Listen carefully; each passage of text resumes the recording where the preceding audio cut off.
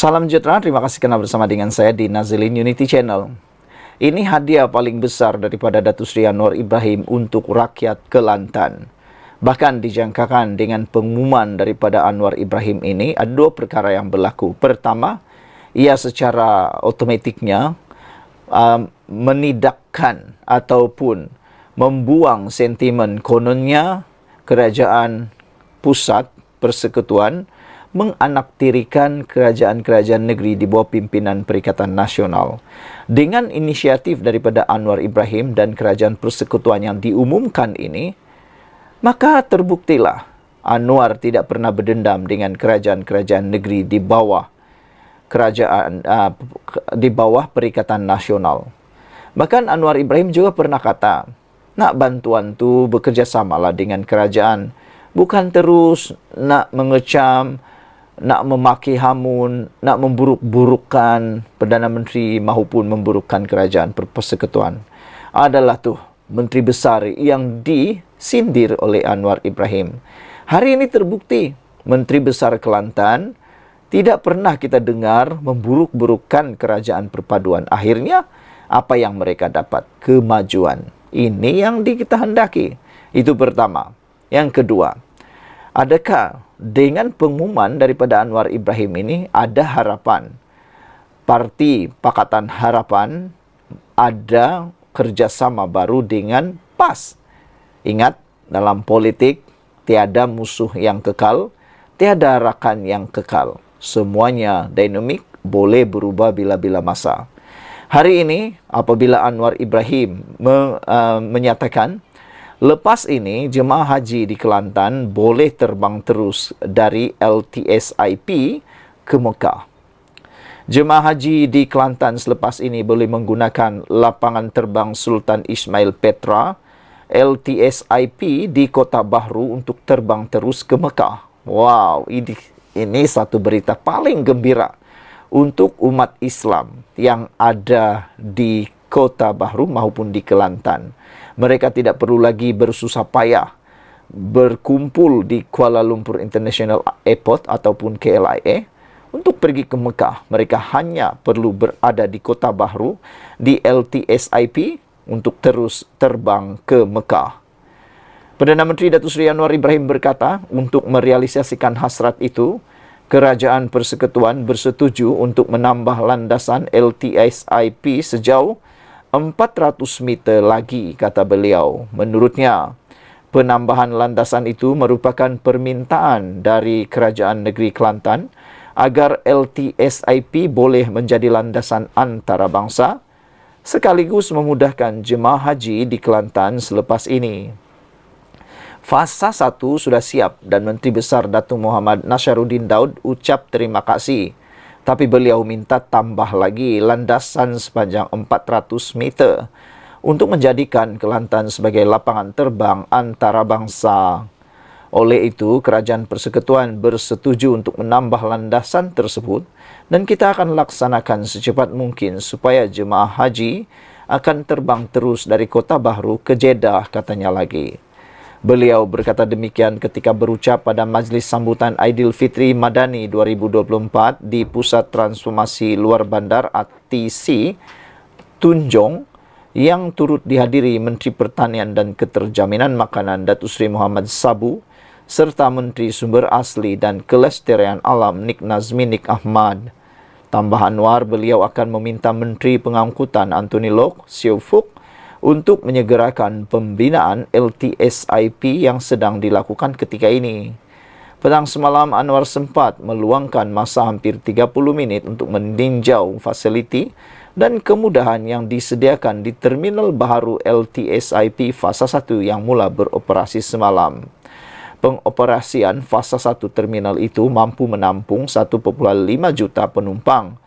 Manakala pembinaan Fasa 2 akan dilaksanakan serta-merta dan dijangka akan menampung 4 juta penumpang.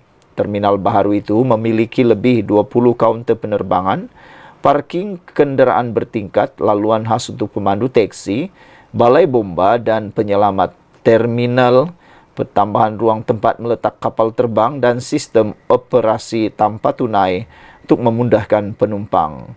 Projek pembesaran dan naik taraf LTSIP itu melibatkan kos 440 juta ringgit Malaysia. Sekian dulu untuk kali ini. Jangan lupa tinggalkan komen anda, ikuti terus ulasan selepas ini. Salam sejahtera. Laporan kali ini, ulasan kali ini dijamin menyengat, dijamin masuk akal dan dijamin anda akan tertarik, dan tolong share supaya ramai orang bukan saja tergelak, bukan saja menitis air mata, bukannya sedih menitis air mata, tapi menitis air mata kerana terharu dan rasa sebab dengan pendedahan ini. Lucunya sampai boleh mengalirkan air mata. Tak percaya?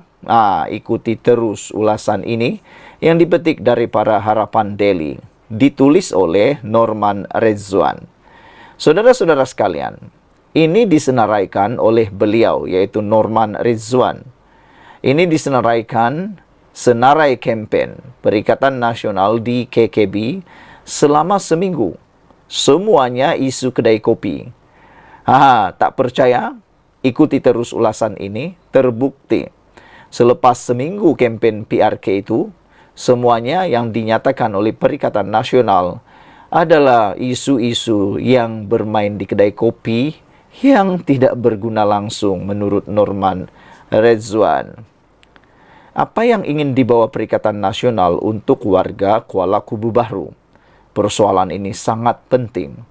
Apa yang ditawarkan oleh Perikatan Nasional di Kuala Kubu Bahru bagi menumbangkan kerajaan Pakatan Harapan ataupun mau merebut kerusi tersebut?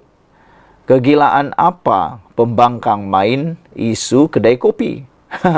Kegilaan apa pembangkang main isu kedai kopi? Dah seminggu waktu berkempen, saya mendapatkan maklumat dari staf dan rakan-rakan yang turun mengikuti perkembangan berkempen di Kuala Kubu Bahru. Selain itu, saya mengikut rapat di media sosial kempen KKB, sama ada di pihak kerajaan maupun pembangkang. Banyak sangat dalam jangkaan saya menjadi kenyataan. Atau dengan kata lain, ramalanku tepat belaka. Lawak pertama, Saban Pilihan Raya. Jika kita menang, kita akan menjadi kerajaan di mana lanskap politik negara akan berubah. Ini lawak pertama yang menjadi modal kempen Perikatan Nasional. Sudah saban kali berulang-ulang digunakan naratif ini. Kalau kita menang, kita akan jadi kerajaan yang akan mengubah lanskap politik negara. Itu kata-kata Perikatan Nasional setiap kali kempen berlaku. Tapi yang menjadi pertanyaan, daripada celah mana Perikatan Nasional boleh menjadi kerajaan dengan hanya menang satu Dewan Undangan Negeri? Satu Dewan Undangan Negeri. Mentang-mentanglah penyokong mereka, iaitu Walaun, dia punya gebang macam penyokong dia tak pergi sekolah dibuatnya. Kemudian timbul isu kontroversi apabila Ketua Penerangan PAS bertanya pula mengenai taraf pendidikan calon Pakatan Harapan PH. Bila ditunjuk keputusan semua terdiam dan diri sendiri berasa malu. Apa jenis kebodohan meminta keputusan SPM itu? Bahkan netizen kata, cuba nak menjerat musuh, tapi jerat tersangkut di leher sendiri, kata netizen. Tak cukup dengan itu, diungkit pula bahawa calon PH sekolah vernacular.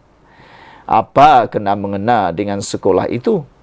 Sedangkan pemimpin PAS, anak pemimpin PAS, malah dikatakan cucu Presiden PAS, juga dihantar di sekolah vernacular. Seperti disangka, isu perkauman. Pilihlah Melayu, jangan pilih calon Cina. Itu pun jadi isu kedai kopi, modal kedai kopi Perikatan Nasional. Isu perkauman. Pilih Melayu, jangan pilih calon Cina. Sedangkan mereka pada pilihan raya umum lalu, meletakkan calon Cina gerakan di 30 kerusi parlimen. Perikatan Nasional pun ada calon Cina daripada parti gerakan, bahkan melibatkan 30 kerusi parlimen. Malah calon mereka ada cakap Melayu pun tak berapa nak lepas. Mereka boleh pilih calon Cina, orang lain tak boleh. Inilah sikap yang sering kali dicanang-canangkan oleh penyokong atau selalu dilaungkan oleh penyokong, disindir oleh penyokong Pakatan Harapan kepada Perikatan Nasional iaitu Walaun. Kata penyokong Pakatan Harapan, kalau kamu buat boleh, tapi orang lain buat tak boleh. Itu selalu dimainkan. Kemudian dimainkan isu Papagomo ditahan polis. Kononnya betapa kejamnya Anwar Ibrahim. Sedangkan apa kena mengena dengan Anwar Ibrahim? Papagomo yang menghina yang di Pertuan Agong, Perdana Menteri yang dipersalahkan. Aduh, gila punya cara kempen, kata Norman. Saudara-saudara sekalian, bercakap tentang Papagomo, ramai netizen yang mereka kata siapa Papagomo ni? Tiba-tiba muncul, tiba-tiba pula macam jadi hero. Sedangkan beliau bukan pengamal undang-undang, jauh sekali negarawan. Tapi mereka pula mau dibanding-bandingkan dengan Anwar Ibrahim. Lagi satu, Papagomo bercakap boleh dipercayai pula oleh para walaun. Sedangkan untuk makluman anda semua, Papagomo tiada latar belakang undang-undang. Tapi dia bercakap seakan-akan dia tahu semua undang-undang yang ada di Malaysia. Gila punya cara kempen ini, kata Norman Rizwan.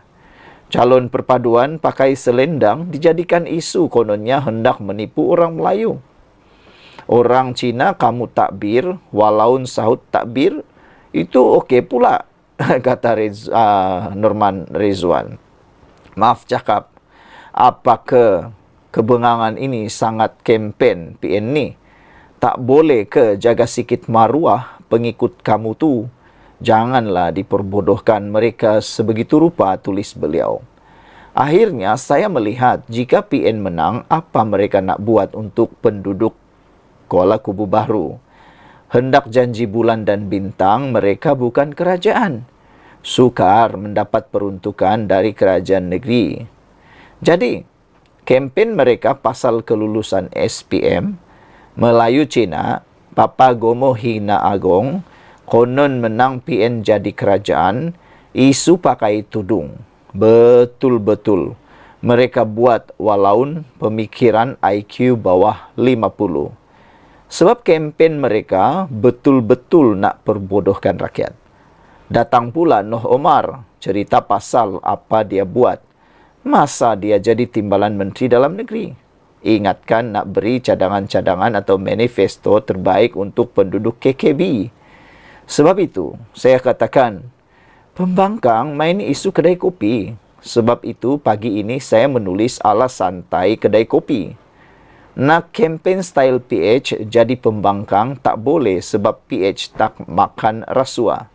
Jadi fitnah dan mainkan isu perkauman sajalah modal pembangkang sekarang ini.